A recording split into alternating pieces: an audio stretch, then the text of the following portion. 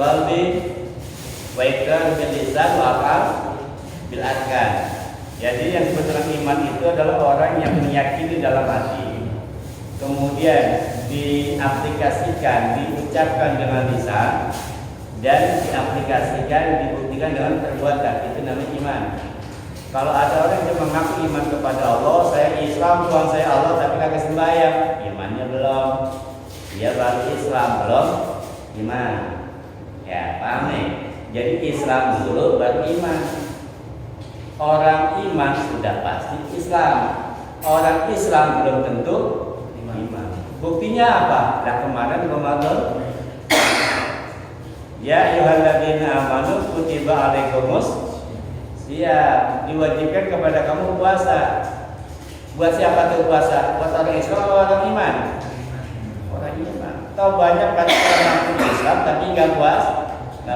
Ya wajar, orang ayat itu ditujukan bukan buat dia, bukan buat orang Islam, tapi orang yang beriman. Jadi orang yang mengaku beriman kepada Allah harus dibuktikan, ya.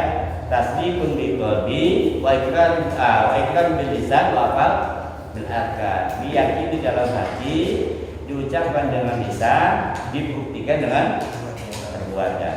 Itu namanya iman. Secara sederhana begitu deh artinya. Ilal ladina amanu wa amilus sholihat, dan amal soleh. Nah, jadi semua manusia itu rugi kecuali orang-orang yang beriman dan beramal soleh. Kata Rasulullah dalam sebuah hadisnya, kita pernah bahas dulu.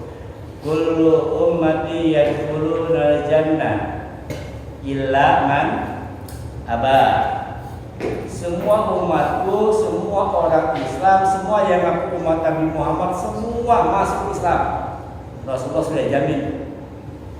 Jadi semua umat Islam pasti masuk surga. Mau yang kaya, mau miskin, mau tua, mau muda, mau laki-laki, mau macam-macam. Dan nenek itu semua masuk surga. Mau Indonesia, mau Amerika, mau Papua, mau orang mana pun masuk surga. Pokoknya semua umat Rasulullah itu masuk surga, kecuali yang nggak mau. Paham nih? Jadi ada umat Rasul kagak mau masuk. Rasul sudah bilang, Rasul sudah jamin tuh, semua umatku masuk surga. Udah iya, pasti masuk surga Rasulullah. Kecuali yang nggak mau. Oh ternyata ada umat Rasulullah yang nggak mau. Sahabatnya yang wama ya banyak Rasulullah. Lah terus siapa umatnya yang kagak mau masuk surga ya Allah? Lah kita aja coba capek-capek ya, pontang-panting siang malam ibadah pengen masuk surga. Tapi ternyata ada umat Rasulullah nggak masuk surga. Siapa? Man asani, wa man asani bahwa ya orang yang tidak patuh kepadaku, tidak cinta kepadaku, tidak ikuti ajaran-ajaranku, itulah orang yang nggak mau. Jadi siapa tuh? Orang yang tidak pernah mau beribadah kepada Allah, ngakunya Islam, ngakunya Muslim, tapi nggak pernah sholat, suruh puasa malas, baca Quran program, sedekah apa lagi? Yang begitu ngaku umat Nabi, tapi dia nggak mau masuk surga. Karena yang namanya umat Nabi itu pas masuk surga dengan cara apa? Dia beramal soleh. Bagaimana cara beramal soleh? Amal soleh itu, yang namanya amal soleh, apapun yang kita lakukan kebaikan karena Allah, itu namanya amal soleh. Jadi semua pekerjaan apapun, selagi pekerjaan itu baik dan kita niatkan karena Allah, itu amal soleh. Ada manfaat buat orang dan ada efek buat akhirat.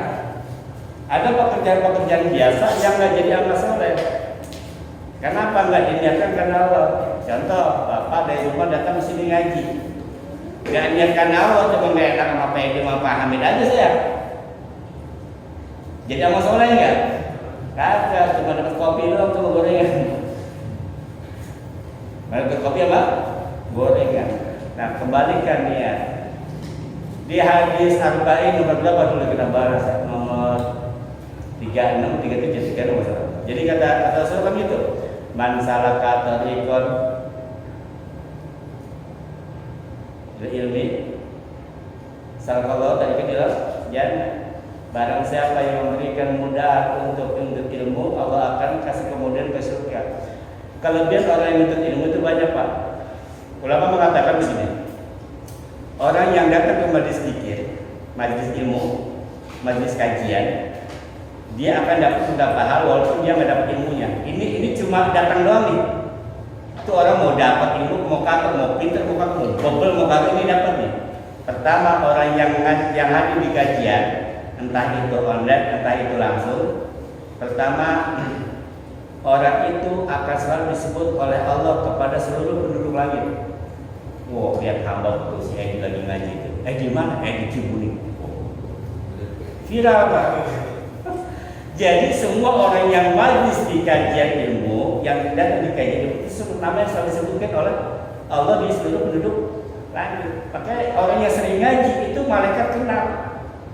Wah, baiklah gitu nomor. Wih, baiklah, baik lah pokoknya. Karena apa? Di sana bayu, di sini bayu, di sana bayu, di sana bayu. Dimanapun ada bayu, maka bayu viral di langit. Dia nggak terkenal di bumi tapi terviral di langit. Banyak yang itu banyak. Salah satu keuntungannya orang yang suka ke kajian itu baik ngajar maupun belajar, namanya akan selalu disebut oleh Allah di penduduk langit. Itu yang pertama. Yang kedua, orang yang berada di kajian ilmu, dia akan dikelilingi oleh para malaikat yang selalu berdoa kepada orang itu dengan doa apa? Allahumma lahu warhamhu, Allahumma lahu warhamhu. Ya Allah, ampuni dia, berilah dia rahmat. Ampuni dia, beri dia rahmat. Yang doain malaikat makhluk yang tidak pernah bermaksiat kepada Allah, kira-kira doa ijabah nggak? Bukan doanya makhluk yang suka bohong, yang suka maksiat, yang suka masih banyak berbuat salah. Ini yang doa malaikat. Kira-kira yang tidak pernah maksiat pada Allah, malaikat doanya ijabah nggak? Malaikat selalu mendoakan orang yang di kajian ini, ya Allah ampuni dia, kasih dia rahmat, Allah ampuni dia, rahmati dia. Sampai kapan? Sampai bubar pengajian. Sampai bubar pengajian. Itu orang mau pintar, mau kagak, mau dapat ilmu, mau kagak itu dapat rahmat. Dia akan dari Allah, diampuni dosanya. Kemudian orang yang di kajian ilmu itu di bawah naungan sayap Jibril. Pernah baca tuh hadisnya ya. Nah, orang yang berada di naungan sayap malaikat Jibril berarti masih dalam ampunan Allah Subhanahu wa taala. Orang yang seperti ini kalau meninggal syahid. Cuma syahidnya bukan syahid medan perang. Tetap harus dimandikan. Syahidnya syahid akhirat, bukan syahid dunia. Syahid akhirat itu Pak, dia dapat pahala mati syahid cuma tetap diwajibkan dimandikan. Kemudian dikafani, sama kayak orang melahirkan itu meninggal itu syahid.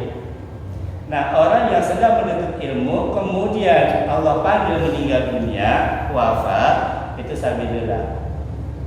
Mana dalilnya? Man kharaja bi talabil ilmi fa huwa fi sabilillah hatta yarji'. Barang siapa yang keluar dari rumahnya untuk menuntut ilmu, dia sedang di jalan Allah sampai dia pulang. Makanya kalau selalu di jalan Allah terus, mau jadi sabilillah terus, jangan pulang-pulang. Jadi itu musolah ini. Makanya ahli sufah Pak, para sahabat Rasulullah ahli sufah, orang yang tinggal di Masjid Nabawi, itu orang luar biasa, jadi semua. Siapa contoh ahli sufah? Abu Hurairah. Abu Hurairah itu masuk Islam 3 tahun sebelum Rasulullah meninggal, tahun ke-8 Hijriah baru masuk Islam. Jadi beliau ketemu dengan Rasul cuma 3 tahun. Tapi walaupun dia hidup cuma 3 tahun bersama Rasulullah, beliau berhasil menghafal ratusan ribu hadis. Kalaulah tidak ada jasa Abu Hurairah, mungkin barangkali hadis sekarang banyak yang kurang. Karena mayoritas hadis-hadis yang ada di kitab-kitab hadis itu umumnya bersanad, ujung-ujungnya ada Abu Hurairah, ratusan ribu. Kenapa bisa begitu? Sebenarnya ini bicara spesialisasi sih sebenarnya. Jadi Rasulullah itu dikelilingi sahabat-sahabat yang luar biasa. Khalid bin Walid setelah masuk Islam tetap dengan panglima perangnya. Khalid bin Walid lebih kepada panglima perang. Kemudian Rasulullah bin Affan, Abdullah bin Auf, karena orang kaya orang yang selalu